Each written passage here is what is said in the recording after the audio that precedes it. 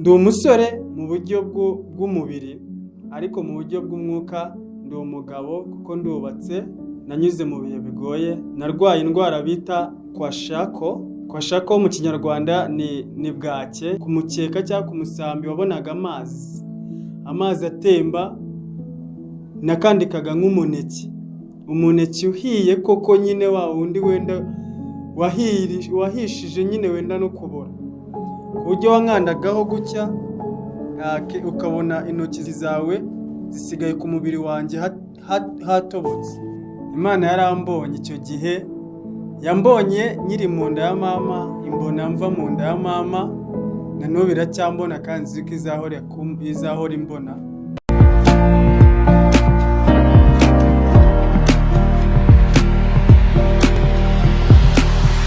Ndongera ndabasuhuje mwese inshuti bene data bakunzi mukomeje gukurikirana Testimonial TV cyangwa Test TV. Amazina ni yayandi, Imana irambona Emmanuel.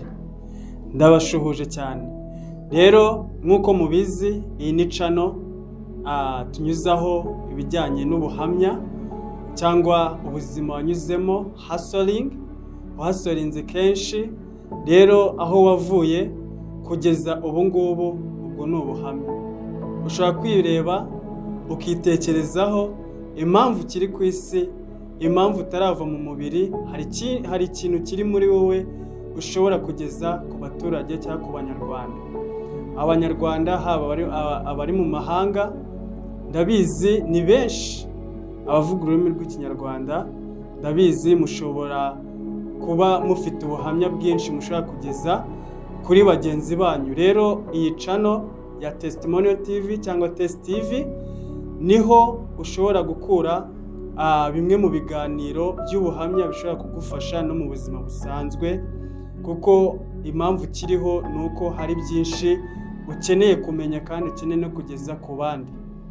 Rero uyu munsi wa none nkeneye kubagezaho ubuhamya bwanjye.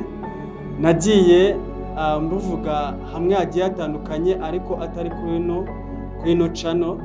Rero kenshi hari abanyarwanda bajya bavuga ngo ijya kurisha ihera ku rugo, kandi koko ijya kurisha ihera ku rugo. Nta mpamvu yo kugenda hirya no hino aho kugira ngo uhere iwanyu, kuko n'ubundi ntiwajya kujya mu ngo z'abandi usize iwanyu batetse. Rero uyu mwanya reka nanjye mere iwanjye, ubuzima bwanjye nanyuzemo.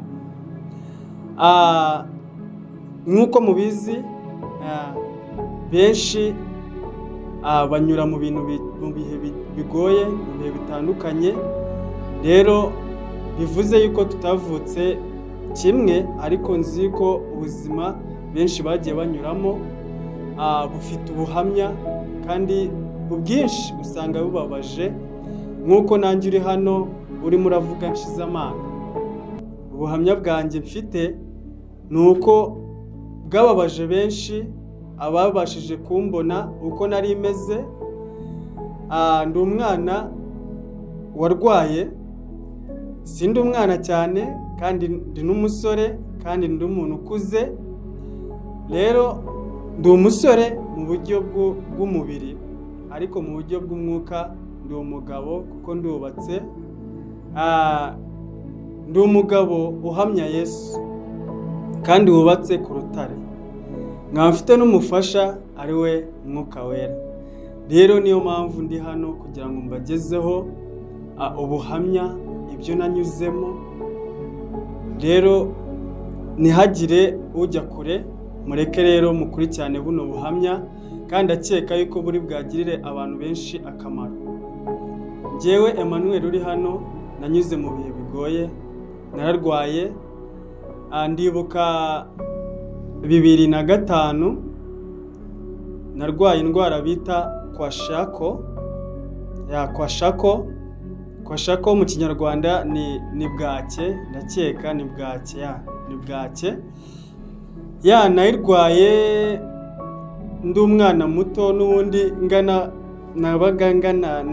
naganaga gutya, ndi muto nyine, ariko maze kurwara mbura noneho nk'agati. Rero reba iyi size mfite uko meze, urebe noneho no kurwara iyo ndwara. Murabizi umuntu urwaye bwake umusatsi wawe waracuramye, aba yarabaye umuhondo nyine kubera kubura vitamini, ibiryo by'intungamubiri.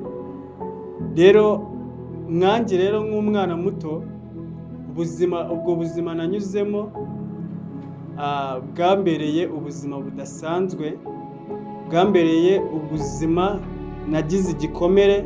Iyo nitegereje nkireba bituma nshima Imana kurushaho.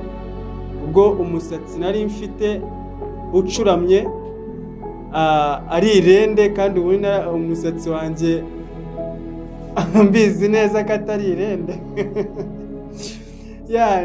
Rero nyine namwe murabyumva cyangwa murabizi indwara ya bwake cyangwa kwashako ukuntu iba imeze. Nayimaranye igihe kirekire, noneho iyo kwashako iyo narwaye ntago imeze nk'izindi ndwara pe. Navuga se ko ari ibitererano cyangwa navuga ko ari ibintu nyine, kuko ukuntu yamfashe yari indwara idasanzwe yaje yenda kunyica. Kuko ni hahandi wambonaga aho nari ndyamye ukabona amazi arimo aratemba, naba ndyamye ku mukeka, kuko iwacu nyine turi abakire. Sinavuga ko turi abakire, imikeka ndayizi, imisambi ndayizi. Rero aho nabaga iburasirazuba i Kayonza, abazi muri izo nce. Rero ubwo nabaga ndi mu rugo ndwaye iyo ndwara yaranzahaje sana. Ni indwara yamfashe nazi ukuntu ije pe, kuko muno mu rugo byarabatunguye ukuntu indwara yamfashe yaje ari nk'intererano, nazi ukuntu ije. Gusa nyine ibintu byose bikugeraho kuko hari impamvu, hari inyigisho. Buriya njya nekereza ukuntu narwaye iyo ndwara, nareba wenda izindi ndwara nzi kuri kwashako cyangwa kuri bwake, navuga si indwara narwaye ko mbona itandukanye n'izindi ndwara nziza bwake. Iyi ndwara rero yamfashe ni indwara yari iteye ubwoba icyo gihe koko, kuko n'abantu barayibonaga bakumirwa bagatangara. Abanyamasengesho bakaza bakansengera. Icyo gihe noneho nyine gusenga byo byari bigezweho pe, kuko mfite umuryango usenga, mfite mukecuru usenga, mfite bashangazi basenga, nyine umuryango wanjye urasenga kweli. Rero icyo gihe byari bimeze nabi. Ubwo rero nabaga ndyamye ahantu ku mukeka cyangwa ku musambi, wabonaga amazi atemba, nakandikaga nk'umuneke uhiye koko, nyine wa wundi wenda wahishije nyine wenda no kubora, ku buryo wankandagaho gutya ukabona intoki zawe zisigaye ku mubiri wanjye hatobotse. Ubwo urumva rero ubwo buzima bw'iyo ndwara nabayemo ni ibintu bidasanzwe, ni ibintu bitari byoroshye. Hahandi bamekaga nyiri umwana muto, bamekaga nyiri muto bakanshyira mu mugongo, noneho baba bakingeza nk'ahantu bajya kunkura mu mugongo, bashiki banjye cyangwa abashangazi banjye, kunkuramo bikaba intambara, kuko bankuragamo nk'urimo gukuraho igishishwa cy'umuneke basyonyoye hasi. Bivuze iki rero? Bankuragamo inyama zigasigara mu mugongo y'uwametse. Urumva ibyo byose rero byangezeho, narabyumvaga babimbwira, kuko ntago nyine icyo gihe nabaga wenda mfite n'izo mbaraga zo kuvuga ati ikintu runaka, kuko nabaga nyine meze nk'uwapfuye cyangwa nk'uwahwereye, nazi nyine icyo ndi cyo muri icyo gihe. kuko bambwiraga yuko nasigaraga mu mugongo umubiri wanjye, cyangwa ayo mazi yasigaraga ku mubiri nyine y'uwari wametse. nkavuga se iyi yari indwara nyabaki? Ni ibintu nyine byari bigoye, ariko mu rugo abo mbana nabo mukecuru bakanshakira imiti ya kinyarwanda. Buriya nkunda, nari narahuzwe indyo bavangagamo indagara, mukene, indagara cyane nyine insambaza. Indagara sinzi ukuntu nazivuga. Buriya nari sinazikundaga kuva icyo gihe kuko nizo zanunze pe. Indagara zaranunze, dodo ziranunga, ariko ubungubu ngana ni hahandi nyine birangora nyine kurya indyo irimo indagara cyangwa dodo. Nyine njya noranya kuko narabiriye cyane, ndabihurwa, ndabijya hafi nk'umwaka wose. Iyo ndwara yaramfashe rero, ndavuga se iyi ndwara ni nyabaki koko? Amasengesho yabaga ari menshi pe, ariko nyine agahinda nako ari kose mu rugo, batanezerewe, ubona ko bibabaje, kuko umwana muto nkanjye wari ufite imyaka nk'iyo ngiyo muri 2005 sinigaga, abandi bajyaga kwiga ishuri, ubwo nari narariretse. Ndibuka icyo gihe bwose nanyuzemo, ni ubuzima bwari bigoye, ariko nshima Imana yuko Imana yaranyijije pe. Murumva no kuba nitwa Emmanuel cyangwa Imana irambona.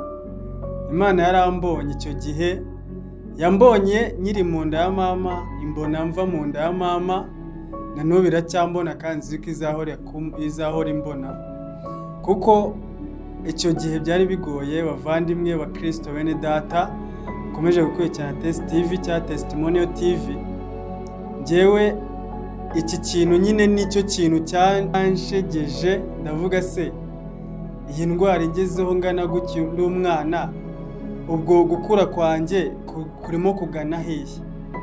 Ndavuga se Mana wanyijije, ko mbona amarira ari menshi muri uru rugo, ko mbona bigoye, ariko Imana yumvishe gusenga kwanjye, ibona nyine amarira menshi yabaga ari aho mu rugo, mu baturanyi, mu bakristo aho twasengeraga. Rero mvuga ngo Imana ni urukundo, Imana yarakukijije kugira ngo nawe aho uri wumve gukora kw'Imana. Njye yaranyijije kugira ngo mvuge buno buhamya. Ni byinshi Imana yankoreye, ariko mereye nyine imva n'imvano y'ubuzima bwanjye, y'indwara yamfashe nyine kanzahaza, kuko ni nyinshi nagiye mura nazo zikomeye, ariko iyi ngiyi nayo iri mu byatuma mvuga ubuhamya, kuko hari benshi barwara bakiheba, bakavuga se Mana, aho kugira ngo tumere muri ubu buzima tububemo gutya ari amarira yose, byatuma tugapfa tukigendera, ukadukura muri ubu buzima. Ariko sibyo. Buriya hari inshingano uba ugomba kuba ugifite muri iyi si, cyangwa hari n'akazi uba ugomba gukora. Iyo akazi kawe katararangira cyangwa inshingano zawe zitararangira muri iyi si, Imana ntabwo yagucyura uko yiboneye. Bivuze iki rero? Imana yangiriye ubuntu icyo gihe, izana umushinga pe. Azanye umushinga, bandikaga abana batonya bajya mu kigo, bajya kwiga, kuko ubwo nyine icyo gihe kwiga kwanjye, kwa kundi bajyanaga abana batonya kwiga, ubwo njyewe nyine ibyo kwiga byabaga byaravuyeho, ubuzima ari ukurwara. Ndarwara pe, ariko Imana ingira neza, mbona indyo ituma ngarura akaraso ku mubiri, n'akabiri karaza gake gake. Rero Imana isubiriza igihe, haza umushinga ufasha abana bahuye n'ibibazo, barwaye cyangwa bazahaye cyangwa badafite ababyeyi. Nanjye mbona Imana insize kuri urwo rutonde, ndanditswe, mbona umushinga unyishyurira kwiga amashuri yanjye, nangira aho ngaho ndiga, ubuzima burakomeza, mbona ubuzima bwiza, mbona abaterankunga beza, mbona ubuzima nyine ubuzima bukomeje ku buzima bwanjye.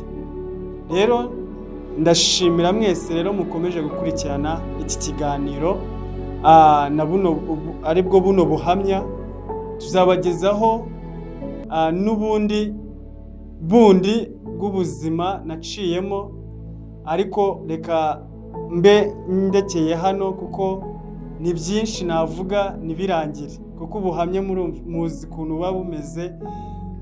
Nshobora kuvuga nkavuga nyine bukagenda buke, ariko nshuti bene data, icyo mbifuriza ni ukumva gukora